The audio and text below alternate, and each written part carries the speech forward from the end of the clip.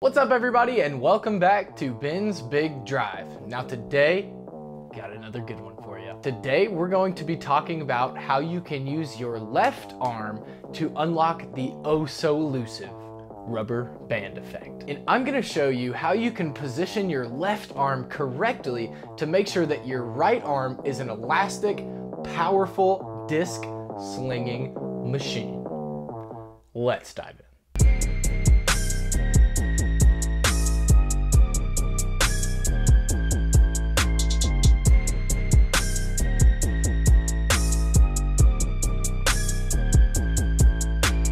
So before we start, let me define the rubber band effect really quickly so that we can know what we're aiming for with how we position our left arm. Now the rubber band effect is basically this. So when you go to coil your body to create tension in your muscles, and that tension is used to snap back forward and sling the disc through. That's basically what the rubber band effect is. Now the problem with this is that your whole body is only a rubber band if all of your body parts rotate or snap forward together, which, as I showed in my last video, which I'll link up here, I never know. If your body parts are twisting forward independently, then they won't be powering each other, and that power never makes it into the disc.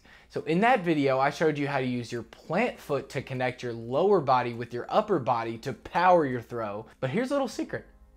None of that gives you the power you want if the one arm that's actually throwing the disc is disconnected. So in this video, I'm going to teach you why sometimes your right arm disconnects from your body's powerful rotation, and how you can use your left arm to fix that problem and to connect your right arm to your body and create a disc slinging machine, a disc crushing machine, maybe a disc smasher, a hash slinging slasher. So I want to address why your arm might be disconnected from your body. Now there are two ways that your right arm can disconnect from your body and cause you to lose all of your power. And the first is the most common issue in disc golf, and that is that your right arm is too tight, aka you're pulling. I hate to say it, you're probably pulling. So when you're going to rotate, you've already coiled up and you're going to rotate through. If your throwing arm is too tense, when your body goes to rotate, you're actually fighting the rotation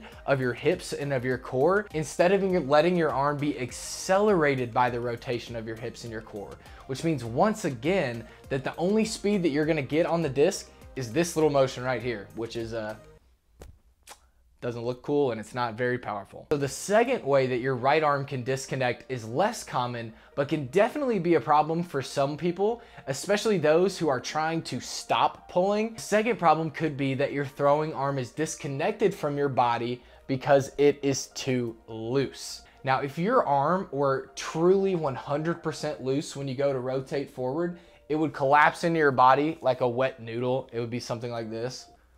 And you would be lucky if the disc even came out of your hand. It doesn't look very athletic, does it? So how do we find the perfect balance of tension in our right arm during our rotation right here in the power pocket so that your arm doesn't flop around and collapse into your body, but it also doesn't get too tight into where it fights the rotation of your body and you end up pulling? Well, this would be really, really hard to do if we control the amount of tension in our right arm with our right arm muscles. So in the middle of your rotation, right here in the power pocket, tons of other stuff are going on. You've got your hips, you've got your core, you've got your footwork, and you would just have to, if you were using your right arm to control that tension, you would just have to cinch down on your right arm that perfect amount, and there is no way that you could ever do that consistently if you were even able to do it once. So then how do we connect the right arm with just the right amount of tension if we can't use our right arm muscles? You can't give up. We create tension in our right arm with our left arm, and we take our right arm out of the equation. So how could we possibly create tension in our right arm with our left arm? I'm gonna mess this up at one point. Well, think of it this way. Your right and your left arm are connected by the muscles that run across your back, between your left and right shoulders. So the way that we're going to create the tension that we need in our right arm, specifically from your shoulder to your elbow, And how we're gonna connect it to our body's rotation is by stretching those muscles that connect your two shoulders. We're gonna stretch those tight when we go to tuck our left arm and rotate and sling the disc. Now, if that's all too complicated and you're saying, slow down, that doesn't make sense, here's an easy way to see what that feels like. So do this with me in front of your phone, your TV, your husband, your wife, your boss, whoever. So what you're gonna do is you're gonna sit up completely straight, get good posture, sit up like this, and you're gonna stick both arms right out in front of you at shoulder height, even with each other. So just like this, make your left and your right hand even with each other. So without moving anything else, tuck your left arm underneath of your right arm and reach as far as you can to the right side of your body like this. So don't change the angle of your shoulders at all when you do this. Do nothing else except for try to reach as far to the right as you can with your left arm. So now that you're in this position, imagine you have a disc in your right hand and you're gonna reach it back like you would for a drive, again, without moving anything else. Look at this. It doesn't go that far back, does it? In fact, I can't go back any farther really at all than this 90-degree angle because the muscles in the back that connect my left and right arms that I would use to reach back farther have been stretched to the max by my left arm. So how do I prove this? Now just relax your left arm. See how my right arm immediately moves backwards and I lose that nice 90-degree angle that I had? So this is because without my left arm tucked correctly, I still have enough room to stretch those back muscles from my left shoulder to right shoulder. I think I just bumped the microphone. I still have enough room to stretch those back muscles to give my right arm enough slack to fold into my body. This is not what we want. So this is how your left arm is the key to connecting your right arm to the powerful rubber band of the swinging of your body. Because if your left arm is tucked correctly, it's basically impossible to collapse this right arm in the power pocket when you go to rotate and sling the disc forward. Your left arm, by stretching those back muscles, has anchored your right arm to your body and allows your right arm to rotate with your body, receiving the power from your legs, hips, and core. And wait, that's not even the best part. The best part about all of this is that you did it all. You anchored that right arm into the power pocket without engaging your right arm muscles. So this means that when you're out here extended in your coil, you can keep that right arm loose, but when you tuck your left arm, it's anchored to your body because the tension that you need to maintain this 90-degree angle in the power pocket isn't coming from your right arm, it's coming from your left and the muscles in your back. That's amazing stuff, right? Oh, thanks. You didn't have to say that. So now if having perfect form and getting the rubber band without even engaging your right arm muscles sounds too good to be true, you're right. Well, you're kind of right. So your left arm can only stretch those back muscles and anchor your right arm to your body in the power pocket if your body is set up correctly. So if your body isn't set up correctly, no matter how you tuck your left arm, it will never stretch those back muscles and give you the power of the rubber band effect. So the key to actually getting the power of the rubber band effect from your left arm is that the tilt of your shoulder must be level with your line.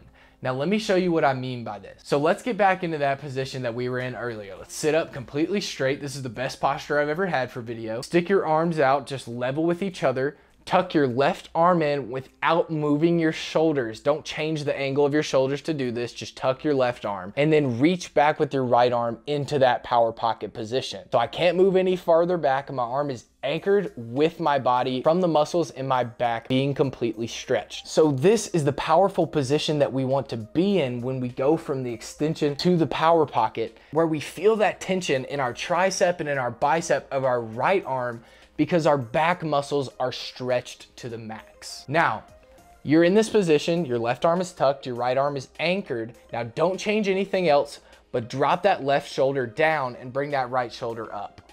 You see how immediately, again, my right arm collapses and I lose that 90-degree angle? So even though our left arm is still tucked, our right arm did the same thing that it did when we just relaxed our left arm in the same position earlier. It collapsed and we lost the anchor to our body. There's no tension here. And now we've collapsed the 90-degree angle. Now, why is that? So if our shoulders are tilted this way, the left one goes down and the right one goes up, but we're still pulling flat like we're trying to throw a flat shot, the tension that this left arm creates is traveling up our shoulders and it's pointing upwards, and our right arm is still pulling straight. I think I bumped the microphone again when I did that. So what does this mean? It means that the tension is not influencing our right arm because it's not going in the same direction. It's going up this way and we're pulling this way. So this means that the tension that stretching those back muscles create doesn't end up in our right arm, and we don't end up powering our throw with the rubber band effect. So think about lining up your shoulders in another way. So say you have a mosquito bite in the middle of your back.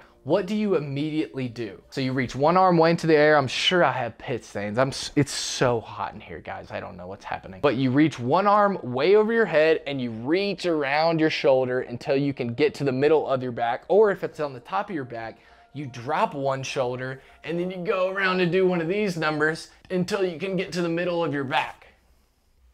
That probably looked really athletic on camera as well. So we do this because we naturally understand that if you want to reach back and to curl your arm as far back as possible, you have to dramatically change the angle of your shoulders. So you have to either drop one shoulder down and bring the other one up, or do the opposite way to go the opposite way. This is because the muscles across your back that connect your left and right arms are not stretching when we do this. When we lift one shoulder, they're relaxed and loose, and that gives your arm the slack that they need to curl into your body and to get around as far as possible and scratch that itch. So this is exactly what we don't want to happen in our disc golf throw. So our goal is to use our left arm to stretch those back muscles and to anchor that right arm in that 90-degree angle in the power pocket. So if we're trying to throw a flat shot in which our shoulders are pointed up at the sky, when we tuck our left arm in, the muscles in our back that connect our left and right shoulders are just collapsing together rather than stretching the tricep and bicep of your right arm and adding tons of power. You can feel it when you do this yourself. Just see how much more tension when your shoulders are level and you go to tuck that left arm, how much tension I feel right here than when you do something like this. There's no tension. I could do this, I could do all of this stuff. It just doesn't work. So this is why it is so important to stand up straight and to keep good posture and to keep your shoulders level when you're throwing a backhand. Because if your throwing arm, your right arm, isn't being pulled at the same angle as your shoulders, whether it be like this for a flat shot, your left arm tucks right underneath, shoulders are level, or whether it be a high shot. So say we do want to drop our shoulders down just a little bit to change the angle and have it go higher. Well, now I'm still tucking the same way. My coil, and when I go to extend, is going to be here, boom, there. So it's all lined up by the angle of your shoulders because we have to be parallel with the muscles across our back that connect our left and our right shoulders. So now that you know what this should look like, let me give you some concrete next steps so that you can make sure that you're anchoring your right arm with your left arm and getting all of the power that your body has to offer. So you can do this in your living room or out in the field or wherever, but stand up straight, get good posture here. I'm not gonna stand up because then my head would be over the, see, look, you can't see me. So get good posture here. Make sure the weight is on the balls of your feet. Now you're facing forward, coil back, don't change anything else. Coil back into the extension position like this. And then before you do anything, make sure that your shoulders are level. So you see that my shoulders are level here. I'm throwing a flat shot, so everything's gonna come through on that same flat angle. So now from here, from the coil, without engaging any right arm muscles, this will absolutely not work if you engage your right arm muscles and make it tense when you start your rotation. What you're gonna do is you're gonna start your rotation, you're gonna tuck that left arm in tight, make sure you're stretching those back muscles and feel the tension that you've created in this right arm. And as you rotate, it naturally folds into this 90-degree angle into the power pocket and it uncoils into your extension. So do this exercise over and over. Coil slowly, tuck that left arm, begin your rotation until you feel what this feels like to have this pressure in your right arm that you've created by tucking that left arm and fully extending those shoulder muscles until you really have it down what that feels like in your right arm, so that you can know when you go out and try it if you're doing it correctly. So once you've gotten it down and you know what it feels like to get this tension in your right arm, go to the field and slowly start trying this out with some disc. And I guarantee you that if you line up your shoulders correctly, have good posture, and you tuck your left arm in a way that stretches those back muscles and anchors your arm correctly, I guarantee you, you'll be amazed at the power that you see from connecting the rubber band and from using your whole body into your throw. It'll be astounding.